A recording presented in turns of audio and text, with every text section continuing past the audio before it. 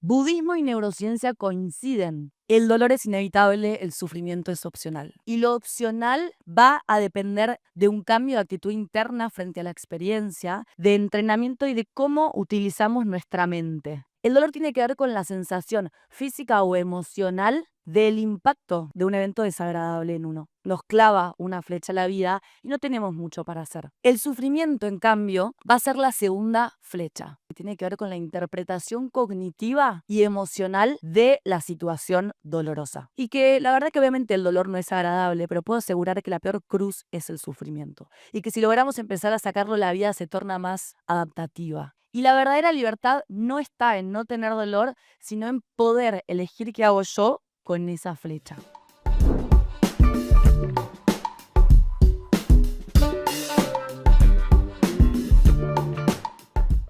Bueno, buenas tardes. Gracias por los aplausos. Voy a estar hablando desde dos corrientes que parecen muchas veces súper contrarias, ¿no? Neurociencia, que sí, nos parece más amiga, y budismo. Pero vamos a ver que en realidad vieron un montón de cosas que vienen del budismo. Entonces vamos a integrar en realidad lo que ya está integrado hace un montón. Yo soy Amparo Burgos, soy licenciada en psicología, trabajo en clínica con adolescentes y adultos, como dijeron recién. Seguramente, nada, todos en algún momento de nuestras vidas indagamos sobre el sufrimiento humano, ¿no? Porque lo sentimos, porque somos seres humanos y nos atraviesa.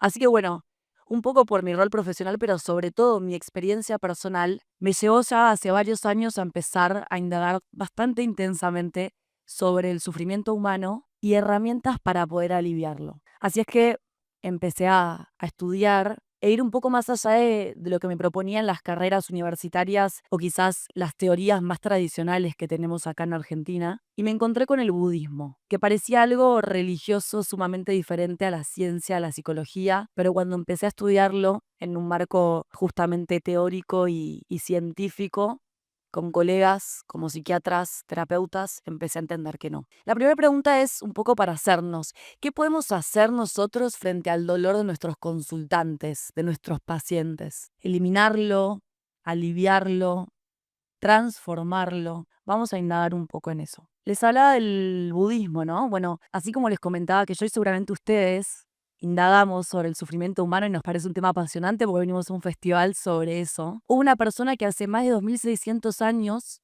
en lo que hoy es Nepal, decidió indagar sobre esto, sobre el sufrimiento humano de forma experimental, es decir, poniendo en práctica ciertas herramientas y comprobando cuestiones desde su propia experiencia. Esa persona se llamó Siddhartha Gautama, es la persona que conocemos hoy como el Buda, es un apodo que quiere decir el iluminado. A partir de este camino, lo cuento muy, muy resumido, nos deja las 4 nobles verdades. No sé si alguna vez escucharon este término.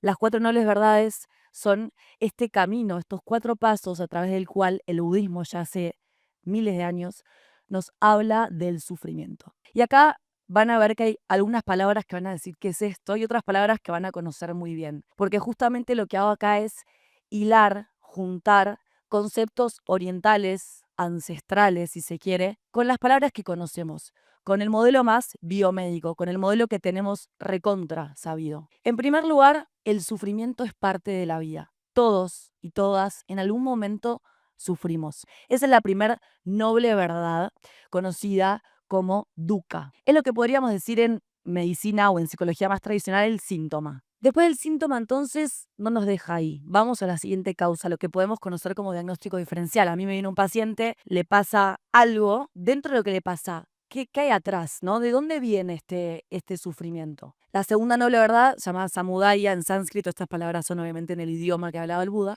tiene que ver con las causas. ¿Por qué sufrimos? ¿Por qué sufren los seres humanos? En tercer lugar, niroda, que es la prognosis, ¿no? Quiere decir esta visión que podemos tener. ¿Es posible entonces cesar el sufrimiento que todas las personas atraviesan en la vida? Por último viene Maga, el tratamiento. Nos ofrece hace 2600 años una hoja de ruta para tratar el sufrimiento humano. Y van a ver que dependiendo qué corriente trabajen, desde qué lugar estén especializados, algo de lo que les voy a nombrar hoy conocen, porque obviamente lo ancestral no desaparece, sino que lo vamos transformando. No me acuerdo la primera vez que escuché la frase madre de esta presentación: el dolor es inevitable, el sufrimiento es opcional. No sé si alguna vez la escucharon.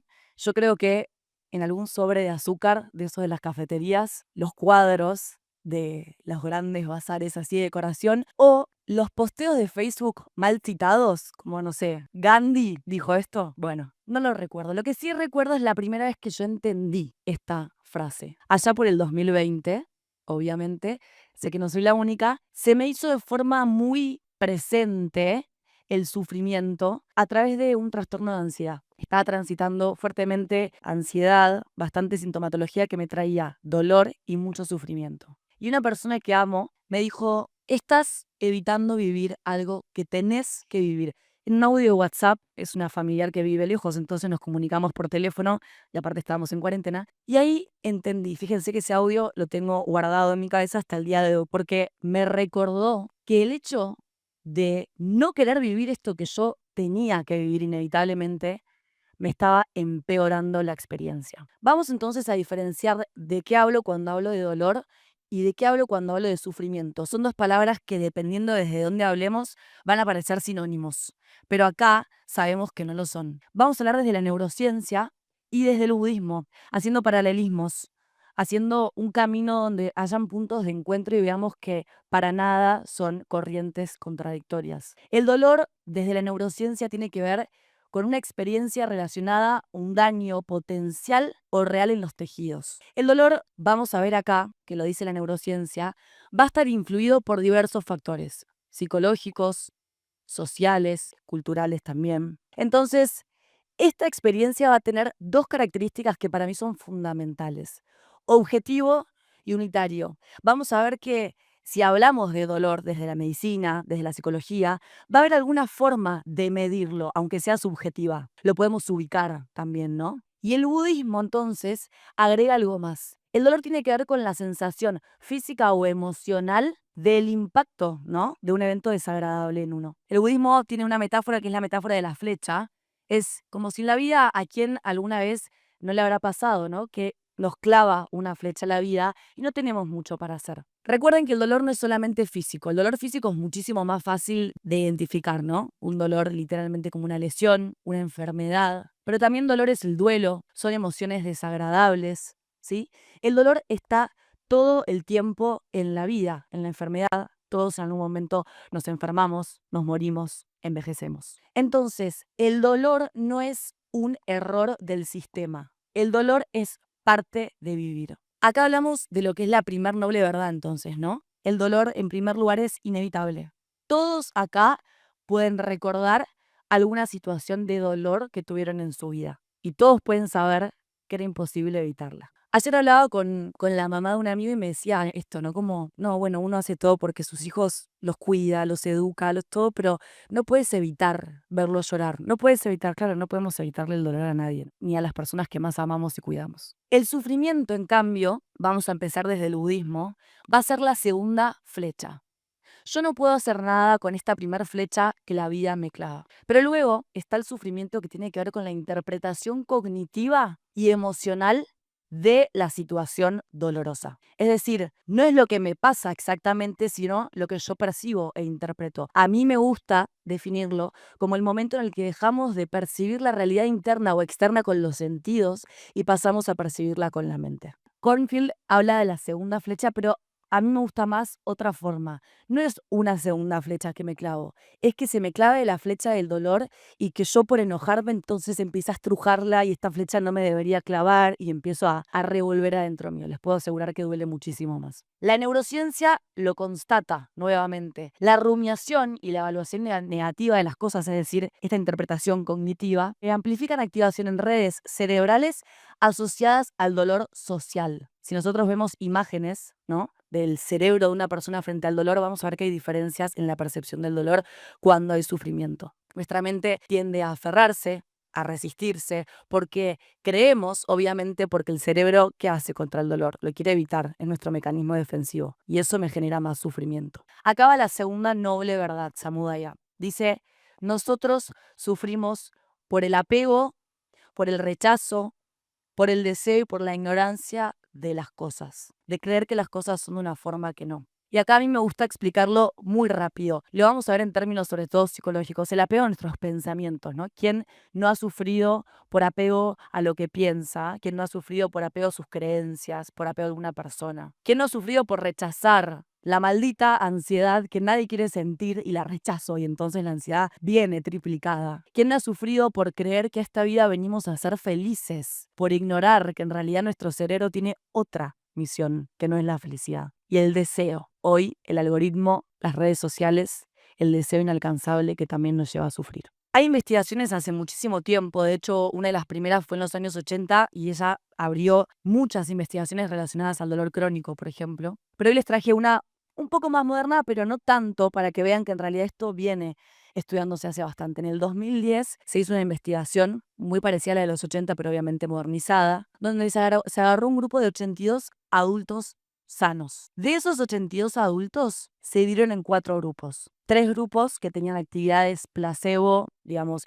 relacionadas a lo musical, etcétera, relajantes, y un grupo que practicó por 3 días, 20 minutos cada día, mindfulness. Les voy a hacer un pequeño spoiler, el mindfulness tiene que ver con lo que el budismo habla de cómo tratar el sufrimiento. Entonces, se agarra a estas personas por un ratito, imagínense que nada, o sea, 1 hora, lo que estamos en esta charla básicamente de tiempo, practicaron mindfulness por 3 días. Se reúnen a estas personas y se les va haciendo una tarea experimental. Se les aplicaba en la muñeca una descarga, como si fuese una descarga dolorosa, ¿no? Un estímulo doloroso, obviamente cuidando la ética. Y luego estas personas en planillas tenían que hablar sobre su percepción de este estímulo doloroso, literal, en sus muñecas. Vamos a ver los resultados. El grupo Mindfulness reportó una reducción del 40% del malestar asociado al dolor, un 57% menos en la intensidad percibida del dolor, reducciones significativamente mayores que en los grupos placebo y control, y hablaban del dolor como algo menos personal, más pasajero, menos amenazante. Incluso la de los 80 es divertida porque, claro,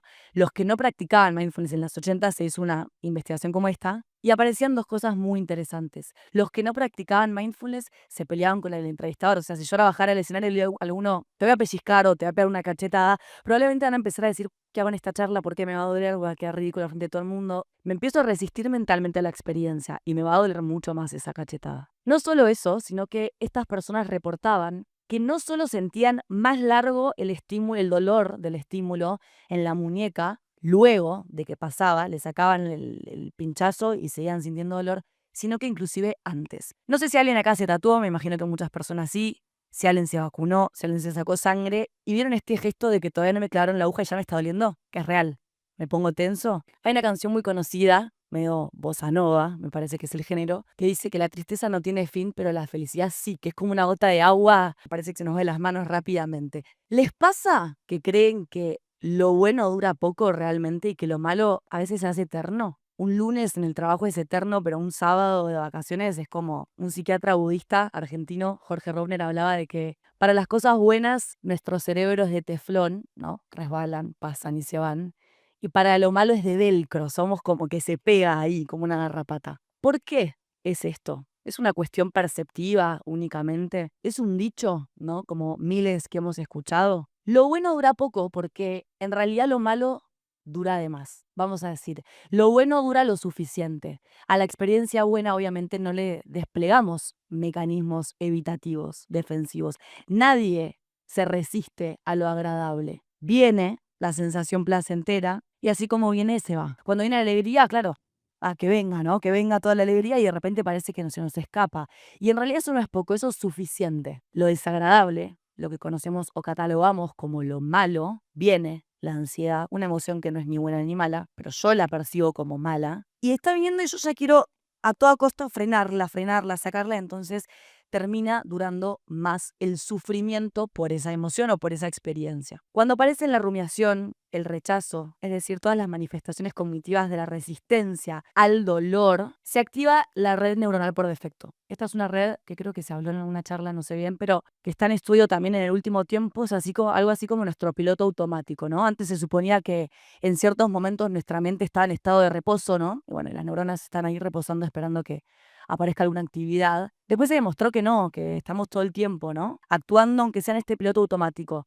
Y estos pensamientos rumiantes de rechazo a la experiencia terminan encendiendo nuestro piloto automático. ¿Y qué pasa parecen indefensos, ¿no? Yo lo pienso como, no sé nada de música, así que pido perdón, pero ¿vieron los que lideran las orquestas?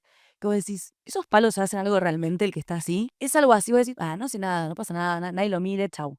Ese piloto automático hace un montón y está ocupado por nuestra resistencia. Acá aparece la tercer noble verdad, Niroda. Es posible el cese del sufrimiento. Gran noticia, ¿no? Yo me acuerdo cuando no solo entendí las diferencias conceptuales entre estos, sino pude ir adentro y decir, ok, y quiero invitarlos a que lo hagan. Piensen en una experiencia que hayan tenido en su vida muy dolorosa. Yo les voy a comentar mías para que puedan usar de referencia. Experiencias dolorosas que yo tuve fue, por ejemplo, una pérdida de un ser querido, un duelo. No había nada patológico en ese duelo.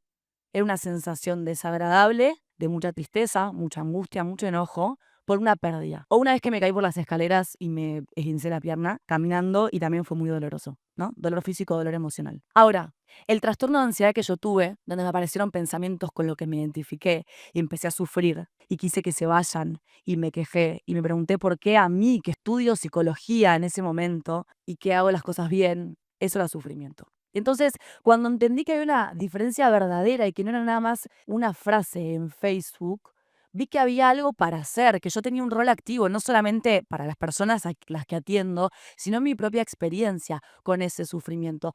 Y que la verdad que obviamente el dolor no es agradable, pero puedo asegurar que la peor cruz es el sufrimiento. Y que si logramos empezar a sacarlo, la vida se torna más adaptativa. Entonces, la tercer noble verdad que habla del cese del sufrimiento y de justamente la red neuronal por defecto en relación a esto, habla de que si yo practico, por ejemplo, mindfulness, si yo pongo en práctica ciertas herramientas que tienden a el desarrollo de la aceptación de la experiencia tal y como es en lugar de la evitación, puedo cesar el sufrimiento. Entonces, ¿qué quiere decir esto? Que nosotros podemos entrenar al cerebro para sufrir menos. Cuando tuve que armar esta charla, fui a mis historias clínicas, ¿no? A las historias clínicas de mis pacientes. Yo, aparte de ser psicóloga, escribo y entonces a mí me gusta mucho citar literal lo que dicen mis pacientes en algunas sesiones. ¿Les habrá pasado que recuerden frases que dijo algún paciente en una primera sesión, que era como una estaca, una verdad absoluta, y después fue cambiando, ¿no?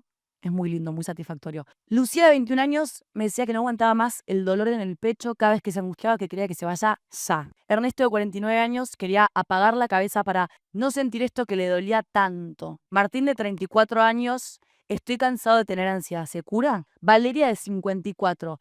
Tengo migrañas hace 20 años. No puedo vivir más con este dolor. Una misma búsqueda. Todos estos pacientes, me atrevo a decir la mayoría de los que tengo, vienen a terapia buscando que la terapia sea una forma de escaparle al dolor, no de aprender a atravesarlo. Les habrá pasado como terapeutas tener que afrontar esa primera sesión y de a poco ir mostrándole al paciente que el camino no está en sacar esto. Y que aparte es imposible, ¿no? Porque si fuera posible estaríamos hablando de otra cosa, pero no se puede. Yo no podía erradicarle para siempre el dolor en el pecho o la sensación de angustia a Lucía. Yo no podía erradicarle el dolor a Ernesto ni erradicarle eternamente la ansiedad a Martín. Lo dejaría como bastante desadaptativo y descuidado frente a la vida si le sacara la ansiedad. Ni a Valeria sacarle las migrañas, ¿no? Sus migrañas obviamente tenían causas más biológicas y tenía migrañas. Ninguna de estas cuestiones se iba a erradicar totalmente. Algunas se iban a ir por momentos, ¿no? La angustia se te puede ir, pero en algún momento de tu vida vas a volver a sentir angustia, o vas a tener una migraña, o vas a tener una situación dolorosa. Pero podemos hacer algo distinto, ¿no?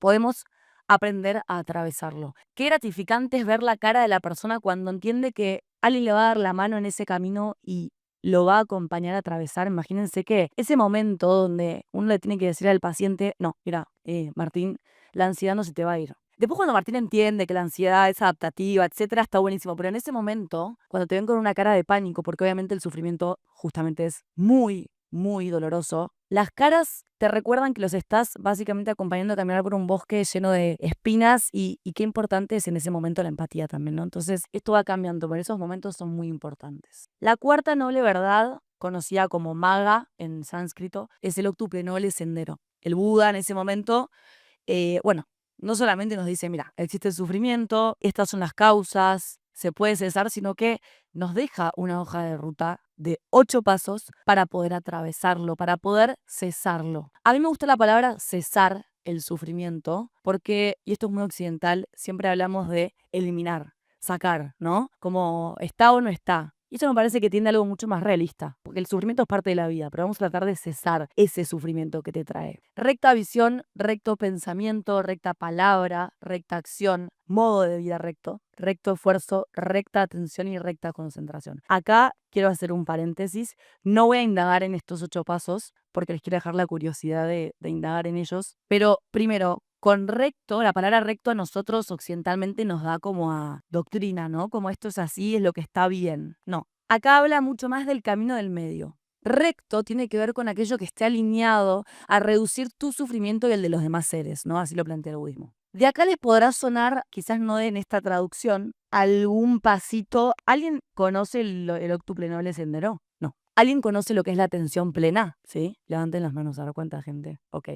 ¿Y el mindfulness? Más. El mindfulness es la traducción de la atención plena. El mindfulness es un término que Jon Kabat-Zinn, hace unos años en Estados Unidos, occidentaliza, pero que en realidad viene del budismo hace miles de años. Entonces, cuando hablamos de mindfulness, cuando estamos hablando de atención plena. Y cuando hablamos de atención plena, estamos hablando de esta parte del octuple noble sendero. Para que puedan entender que a veces las traducciones son medio raras. Atención plena es mucho mejor. La atención plena, este mecanismo, esta herramienta, ¿no? Que nos invita a recibir la experiencia tal y como viene, tanto interna como externa, sin juzgarla, viene acá. Imagínense si esa patita nos mueve tanto hoy, si en esa patita encontramos tanto trabajo, ¿cuánto nos pueden dar el resto, ¿no? Es como un spoiler que ya nos damos una idea que entonces acá hay algo que puede estar bueno. Y a mí me gusta esto de recto, no la palabra tanto, sino lo que propone que es, esto tiene que ser coherente como para aliviar el sufrimiento. Si esto es un camino para cesar el sufrimiento, vamos a buscar la forma de que alivies el tuyo y obviamente el de los demás. Como les digo, no les voy a desarrollar los 8 pasos, sino que les voy a hablar de lo que sería mi hoja de ruta. Obviamente las herramientas que nosotros tenemos para abordar el sufrimiento humano son muchas. A la vez, como decían hace un rato en una charla sobre las terapias basadas en procesos, a veces son muchas con distintos nombres y parece que estamos aprendiendo algo nuevo, pero en realidad viene hace mucho tiempo.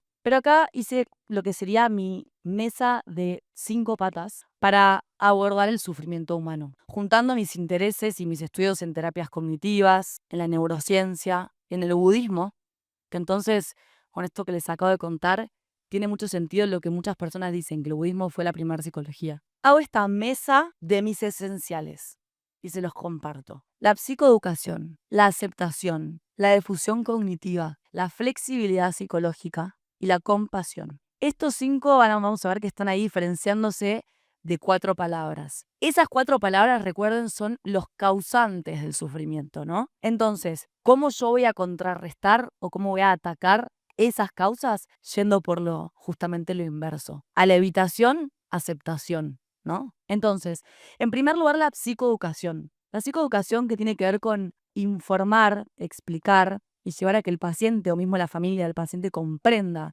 su sintomatología, la forma de funcionamiento de su mente, de sus conductas o de la familia que lo acompaña es esencial. Es una herramienta que, al menos en mi experiencia académica, no noté tan reforzada, nunca me la hablaron como un esencial y yo cada vez más voy comprobando que lo es. Poder explicarle al paciente, por ejemplo, que el anciano se te va a curar y que quede ahí. O no, el anciano se te va a curar porque ¿qué es la ansiedad?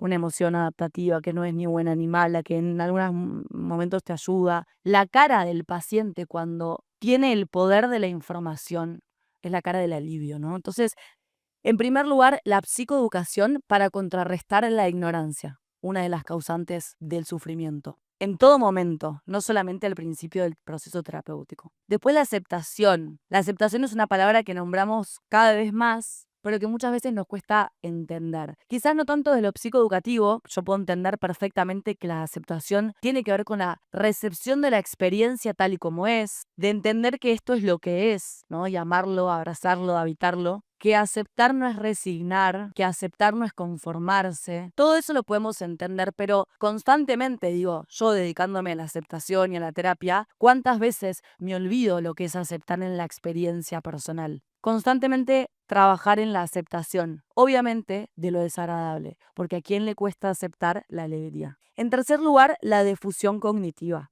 herramienta importantísima para mí. El poder alejarnos, el poder tomar distancia en nuestros pensamientos para combatir un poco, si se quiere, siendo en esto de uno combate al otro, el apego. El apego a nuestras creencias, el apego a nuestros pensamientos, entender que yo no soy lo que pienso, relativizar los pensamientos que tengo, me van a permitir alejarme del sufrimiento. La flexibilidad psicológica, y esto me parece que en realidad esta debería estar como abarcando a todos. Hay una definición que obviamente no la voy a citar tal cual, pero tiene que ver con que la flexibilidad psicológica es nuestra capacidad de alejarnos de lo que estamos pensando en ese momento y relativizarlo. Tengo estas herramientas y estoy haciendo esto o estoy sintiendo esto, pero puedo entender que en otro momento no lo voy a sentir igual. Puedo entender que podría estar pensando o sintiendo otra cosa. La flexibilidad psicológica nos permite muchísimo recibir la experiencia tal y como es. Y por último, la compasión. Sobre todo la autocompasión, y en realidad es un proceso que se hace continuamente como recíproco, ¿no? La compasión que tiene que ver con la amabilidad a uno mismo, que tiene que ver con, y no quiero caer en la frase de tratarme como trataría una persona que amo, pero sí creo que tiene que ver con aprender a tratarnos desde el amor y no desde la exigencia.